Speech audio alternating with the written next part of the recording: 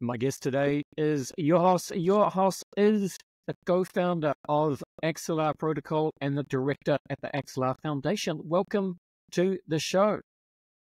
Thank you so much for having me, Andy. Pleasure to be here. It is a pleasure to have you here, my man. Let's do what we do at the beginning of the show. It would be super cool if you could please introduce yourself. Would love to hear some of your personal and professional backstory. What have you been doing in the lead up to co-founding Axelar? Absolutely. So my story in the space starts when I was a student at MIT in Boston. That's where me and my co-founder were both part of the founding team for the Algorand blockchain. A lot of the listeners here may be familiar with Algorand, one of the first proof-of-stake blockchains to launch in the space. And the way I started working on Axelar, well, my professor at MIT, who I was working with as an undergrad, Silvio Micali, was telling me, well, we have this thing called Bitcoin, where you can send money to anyone in the world and they can just hold it in your wallet. You don't need intermediaries. And I'm like, okay, this is very cool, especially because I am from Greece. And if you remember about 10 years ago, we had these problems with the financial system in Greece. The banks had capital controls and no one could take their money out of their bank accounts. And no matter how much you had saved, it was a lot of uncertainty. Things went well in the end, but it was a very bad period of time for a lot of people. And at the same time, there's so many countries in the world where people just don't have access to sound currencies, right? Countries like Argentina or a lot of the developing countries in the world, and there's billions of people that don't have money, but they have a smartphone. And with crypto, we're allowing people who have a phone, just any device, right, that's compatible with internet, to hold money, to hold sound money in their phone. So to me, from day one, this really resonated with me. Together with my co-founder, Sergey, we're part of the 3-person founding team of the Algorand blockchain. Fast forward a few years, once we launched it in 2019, we realized, okay, this is great, but how do we onboard users to the Algorand blockchain? And the answer was interoperability. You need to be able to take liquidity from Ethereum, from Bitcoin. These were the 2 chains that everyone was using at the time, bridge it over to your chain so people can do interesting things with those assets and have an easy way to bring their liquidity over. But at the same time, me and Sergey were both big believers that there's going to be a multi-chain world.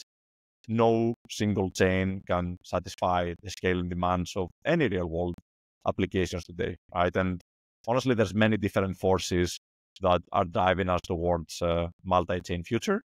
And we decided to start Axelar to solve this problem for the wider ecosystem, not just for Algorand. So in a world where today there's hundreds of blockchains, and in the future, I personally project there's going to be millions of blockchains that are isolated from each other. How can we create a technology that connects all of them and enables a seamless user experience? And this is really what Axelar is doing, making Web3 usable by allowing users to use any application on any chain with very simple user experience.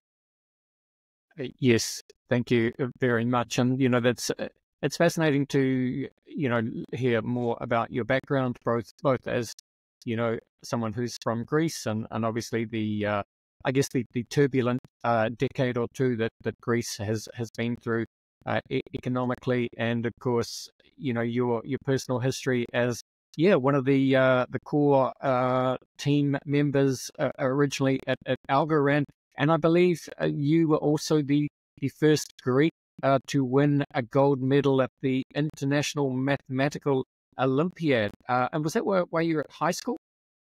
Yeah, we'll have to go back a few more years. Thanks for asking. I usually don't talk about this, but back when I was about 15 years old, I got fascinated by mathematics.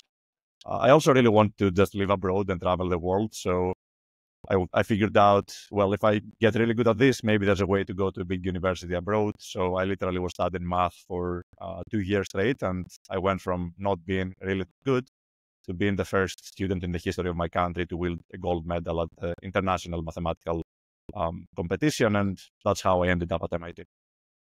Fantastic. All right. Well, yeah, Axelar then. So how would you describe the Axelar protocol and maybe just walk us through some of the differentiations that make it different from other interoperability solutions? Absolutely. Okay. Axelar is a blockchain connecting blockchains. So if we look at the screen that I just presented, in the middle, you see the Axelar blockchain. It is a proof of stake blockchain. And the way it works is that we create one-off connections to every other blockchain like Base, Solana, Polygon, Avalanche, and very soon we're adding a lot of the non-EVM chains like Sui and Ton as well. And I should just point out, sorry to interrupt, but just briefly for anyone listening to this podcast on, Apple Podcasts or Spotify, if you're listening to the audio version, absolutely fine to do that. But just if you do want to follow along with some of the slides that your host is showing, the best place to see them, of course, is on the YouTube version. But I'll hand it back to you, sir. Please continue. Exactly. And for anyone who wants to just log into the Explorer, right now I'm just presenting the Axelar Block Explorer, axelarscan.io, where you can see everything I'm going to talk about now. So let me go actually a few years back to the history of interoperability, right? And talk a little bit about some of the problems that everyone was trying to solve and what motivated us to build Axelar in a certain way. When we're starting Axelar in 2020, we looked at the landscape of interoperability solutions. And there were things like, multi-chain back then, there were REN protocol, and all of these solutions were claiming to be decentralized, right? They were all saying, we run some threshold encryption scheme, we have a lot of validators, a lot of different parties securing the funds. And some of those projects even had some dashboards where they had some validator names.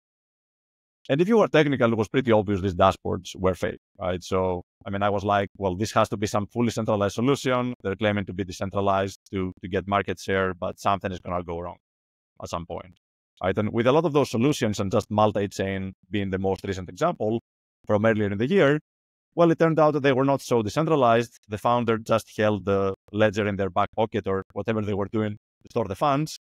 And inevitably, once that private key got compromised, hundreds of millions of funds were gone. And this kept happening and kept happening and kept happening. And the reason people did that is because it's hard to build a decentralized interoperability solution, because it takes a long time. And honestly, not many people have, the technical capability and patience to do this. So with Axelar from day one, we wanted to make sure that we do things right. We don't cut any corners, and we offer a decentralized solution so that we can eliminate the attack vector, the most common attack vector, and all those hacks. And that's why we built Axelar as a blockchain that connects blockchains, right? So back to this dashboard, what you see here is Axelar in the middle. It's a proof of stake blockchain secured by 75 validators. It's all fully decentralized, permissionless. If you go on the validator tab, you can see that these are some of the biggest validators in the space, right? Coinbase is validating, Figment, some of our investors. And this validator set has about the same levels of decentralization as some of the biggest chains in the space, like Ethereum. And this implies that when you do a cross-chain operation through Axelar, let's say you move an asset from Ethereum over to the NB chain, the transaction is secured by a majority of those 75 validators. And this is a similar security model as when you are transacting on a single chain. And this was always the goal, right? Decentralization secures individual chains. So why not apply the same to interoperability and accomplish a similar level of security? So let me just quickly pause here, see if you have any questions, and then I have a few more things to add. No, I am with you so far. Please continue. Okay, so decentralization is great, right? And this is what we accomplished by launching a blockchain, but there are some side benefits to this.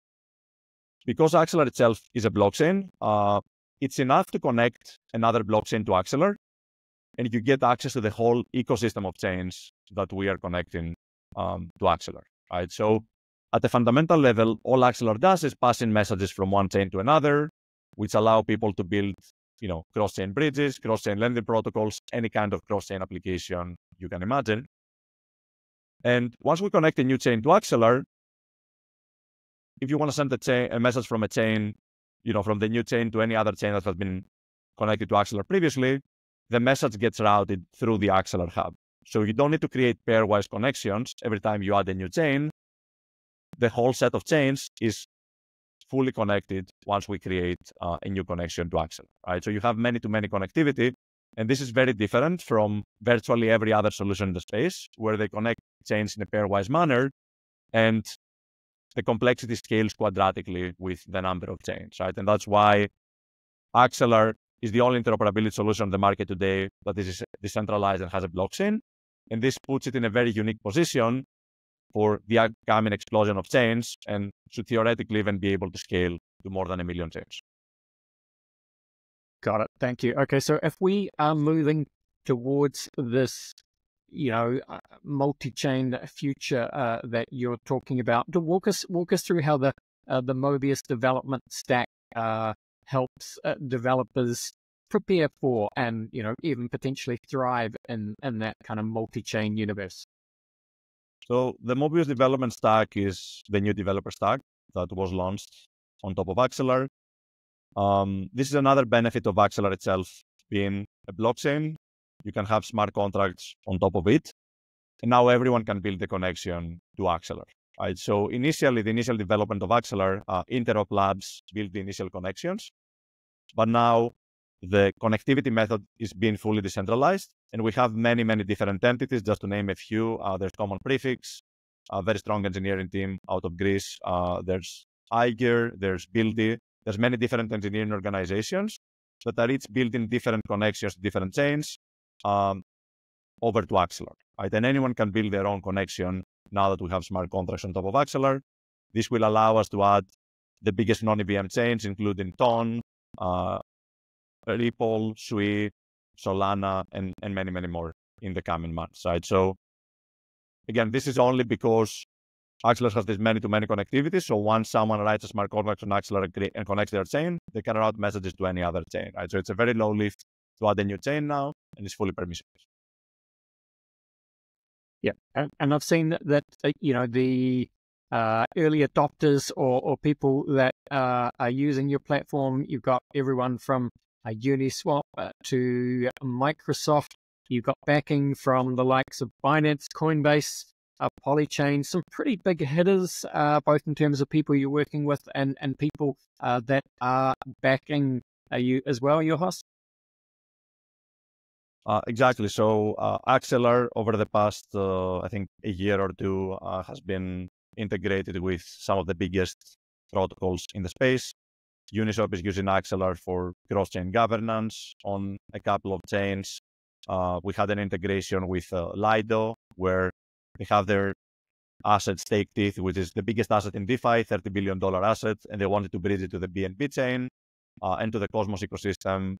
And they were utilizing a solution that was secured by Axelar under the hood for both. One very exciting integration that's coming up is with XRPL. And a lot of people are familiar with Ripple, the company. Many people are familiar also with XRPL, which is the XRP ledger, where the XRP currency resides.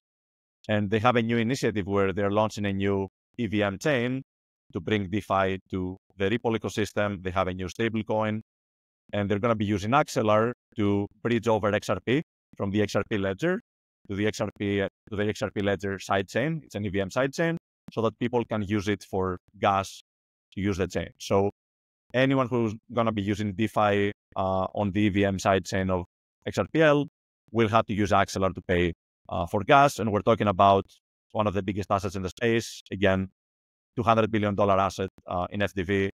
And to my knowledge, that's the biggest asset that picked the canonical interoperability solution to bridge to another ecosystem, and they picked Axelar.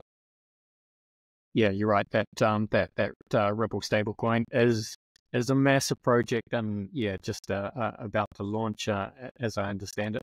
What about I've seen you guys talking about I think you call it the interchain amplifier and interchain token services. How does that kind of streamline, I guess, the multi-chain development? How is that part of everything going? Exactly. So those are different parts of the Mobius developer stack. The amplifier is what I mentioned earlier. It's developer tooling that allows anyone to connect their own chain to Axelar. We actually have some chain issuers that are connecting their own chains by themselves, right? So we do expect people to start connecting to Axelar without our support at all. Do the work once to connect to Axelar and get access to 69 chains today and many, many more chains in the future. So that's very exciting. The other one is the interchain token service. So again, just to give you some motivation for this, we recognized over the past year or two that the biggest use case for interoperability, at least today, is asset transfers, right? People want to have their assets on many of the new chains that are popping up so that they can use their assets on those applications. For example, Uniswap launched a chain. Well, if you want to be able to trade your asset on the Uniswap chain, you need to bridge it over from Solana or from Arbitrum or some of these other chains to Uniswap, right? So tokenization and just seamlessly bridging assets around is one use case where we've seen a lot of demand. And the different organizations in the Axelar ecosystem and Axelar Foundation are focusing their efforts to make it as easy as possible to launch a token cross-chain. Towards that end, there is the interchain token service, which I'm going to present in one moment. It is a simple front end where, as a user, or as to be more accurate, as an asset issuer, you can enter a token address, and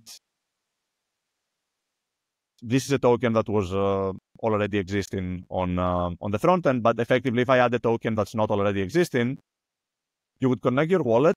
It would pop up a number of chains. You would click on all of the chains that you want to deploy your token on, and the whole process would take a minute. You would issue a transaction, and your token would be deployed cross-chain across 5-10 chains in a matter of minutes.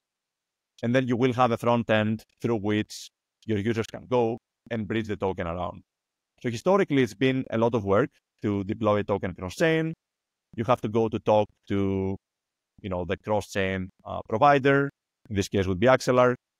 And especially if we're talking about non-EVM chains, well, that's a whole different ballgame, because as a developer, you need to know how to write code, on the Solana VM, on Move, on EVM, and most teams don't even have the capabilities to, or don't even have the expertise to write on multiple VMs. So this is a game changer for tokenization, where anyone today can go, enter their token address, pick a number of chains, and have their asset deployed on all those chains right away. And very soon, we're going to have the same functionality for Solana, for Ton, for Sui, for Aptos, so that people can launch on those ecosystems without having to hire new engineers, spend multiple weeks, and learn the languages of those ecosystems, right? So this is the end game for tokenization. Make it so that issuers can launch with one click instantly across any chain they want.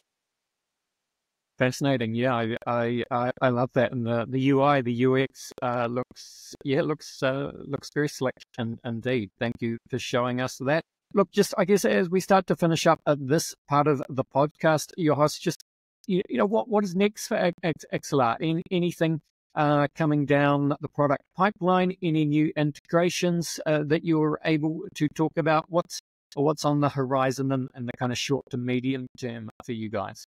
On the product side, we always said we want to keep things simple. Right? Interoperability is important. It is the internet technology for blockchains. If you think of blockchains as personal computers, right? A lot of people call Ethereum the world computer. Now some of the other blockchains as well. Those computers are disconnected without internet technology, right? And Axelar itself plays this role for the blockchain ecosystem, and ideally it's an invisible technology through which people can interact with various chains, but very much like the internet, where you don't have to actively think about, which servers you're connected to and what's actually happening under the hood. Axelar makes Web3 usable, but without actually having the user know that they're even using Axelar, right? So Axelar will have succeeded when everyone is using it, but no one knows about it. So step one, so really the objective with Axelar is to make it as easy as possible to pass information across chains. That's it. No fancy technology. Make sure it's secure. We've seen all the hacks. Make sure it works well. and make sure it's as scalable as possible, right? So people care about security, user experience, and coverage. You need to have all of the big chains, and that's what we're planning to work on, for the next few years. Nothing too fancy, just make it as easy as possible to launch a token across many different chains. And this is going to become increasingly important because over the past, few years, there weren't that many chains that people were using. Like maybe there were 2-3 chains, but there was not that much cross-chain activity because people were not doing that much across different chains. But in a future where we see even the biggest DeFi applications launching their own chain, there's going to be so much movement of assets across chains that my prediction is it's going to blow up pretty fast, right? And an analogy I like to make is that if you look at a single ecosystem like Ethereum, every fourth or so transaction is on a new application, right? So as a user, you typically take your asset, you do a swap on Uniswap, then you go get a loan on Aave, then you go buy an NFT, right? And maybe there's some approvals in between, but every fourth or so transaction is cross application. And in a world where all those applications are building on their own chains, every fourth or so transaction is going to be cross-chain, right? So by the same logic, if every fourth transaction is cross-application now, in the future, 25% of all transactions are expected to be cross-chain, right? It's very simple, it's boring, but it's going to be bigger than any single layer 1 or layer 2, right? It's an important job and we want to do it well. So there's that on the product side, and happy to talk more about the partnerships as well. Yep. All right. Well, yeah, I mean, anything you want to mention on the partners, please do say so. And also just for, people that want to keep in touch or begin to learn more, what is the best place for them to do that? What should they do? Where should they go? I'd say Axelar.network, our website, axelarscan.io is the block explorer where you can see all of the transactions. And of course, just follow us on X.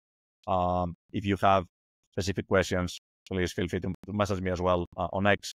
I'm very responsive there, but usually the X page is very, very comprehensive. We post everything there. So I say that's the number one place to follow us on. Yes, indeed. And the website, of course, folks, alexia.network. Link is in the show notes. Georgios, it's time to finish off the show, and we do that, of course, by running you through the very famous crypto conversation hot take round. Are you up for it? Do I have a choice? You do not. You do not have a choice. So the way it works is I'm just going to run some questions at you, and I want you to give me your honest answers. Kind of, hot take style, if you like. It's just a bit of fun, but I think you'll enjoy it. Question 1 for you. Let's see what you have to say. Where would you say that you sit on the Bitcoin maximalist to multi-chain opportunist spectrum? Both are great. Definitely not a maximalist. I do hold a good amount of my portfolio in Bitcoin, of course, but I mean, there's going to be a million chains, right? So, I mean, I'm pretty clear on that. No single chain is going to dominate. So my prediction, a million chains, and there's good reasons for that, especially with AI, right? I think with AI, which doesn't care about user experience, it's going to be so easy to navigate different chains that the number of chains is just going to blow up so much over the long term, right? So definitely more of a multi-chain maximalist, but Bitcoin is never going away, right? I'm mostly convinced it's always going to be the biggest asset in the space. And with Axelar, I want to bring it to those other ecosystems to make it more and more productive. Yeah, I think that's actually the best answer, best possible answer to that question. Both things can be true at the same time. Next question, Georgios, what would you say is your firmest conviction crypto opinion? Okay. Well, all assets are going to be tokenized, right? That's absolutely going to happen. As we've seen with any technology, right, in the history of the world, not just blockchain, on a long enough timescale, the market removes inefficiencies and converges to the best technology, right? And there's no question that, fully digital decentralized technology is better than whatever traditional finance is doing, right? I think you'd be very hard pressed to find even very big crypto non-believers that will tell you that in 1,000 years we're going to use the same, the same old infrastructure that God knows how it works. That a lot of the banks use. So to me, it's mostly a question like, when is this going to happen, right? And there are a lot of driving forces tokenizing assets. It's just so much easier to use. There's a lot of people in the world that just don't have access to a lot of those assets, right? And once some companies, some enterprises, some governments start integrating and tokenizing their assets and remove a lot of inefficiencies and understand how much cheaper things are, everyone else is going to FOMO, and then they're going to start tokenizing and digitizing everything, right? So my bet is that in the next 10 years or so, and of course you can never be certain with timelines, but it's definitely going to happen, vast majority of assets in the world will be tokenized. Yeah, very well said. All right. Bill Gates famously said that we tend to overestimate what we can accomplish in 2 years and underestimate what we can accomplish in 10. You'll be very familiar with that kind of thinking, being a blockchain builder yourself. Look, 10 years, though, it is a long time in crypto, long time in blockchain. Cast your mind forward. Anything you like here, Web3 interoperability.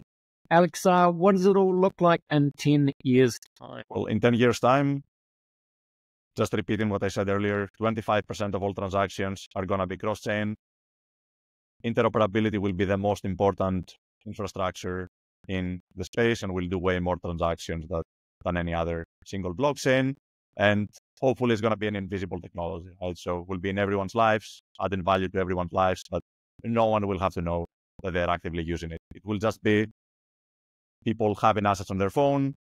They're going to be able to interact with applications. Maybe under the hood, Axelar is routing those assets across different chains, so the user won't have to think about that. So 10 years is a long time. Definitely, seamless user experience is going to come much sooner than that.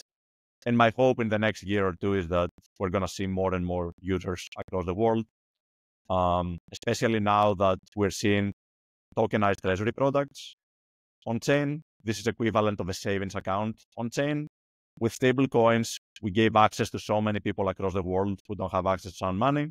Well, now with tokenized treasuries, we're giving them access to a robust savings account, right? So my expectation is that a lot more people are going to be holding those assets in the next 1-2 years. And there's not that many people today, so probably I wouldn't even be surprised if we see an 100x growth in the number of people that hold treasuries on chain. Yes, indeed. All right. William Gibson famously said, your host, that the future is already here. It's just not evenly distributed. With that in mind, can you think of an example of the future being here right now, but most people are not aware of it? See, this applies very well to blockchain technology. When I was a bit younger, when we were building Algorand, I was always very focused on the technology and just optimizing the technology, doing good research, that kind of thing. I probably come around, complete 180 at this point, where I'm like, we have enough infrastructure, we have blockchains that work well, that are fast. We have interoperability that works well. Let's get products out to the world that are easy to use. We have enough theoretical innovation. More is always better, of course, but at this point in the life of crypto, we have everything we need, right? And we just need to get it to the hands of every single human in the world, right? So in a sense, this is the reality that, a small amount of people in crypto experience. We're at a very good place in terms of using this technology. A few years in the future, we're going to have retail adoption, but until then, it's still a very, very small set of people that experience that, right? So in my mind, this would be what we aspire to, right? No more R&D, no more tech for the sake of tech. We have great technology. Let's get it in the hands of the people and make everyone's lives easier.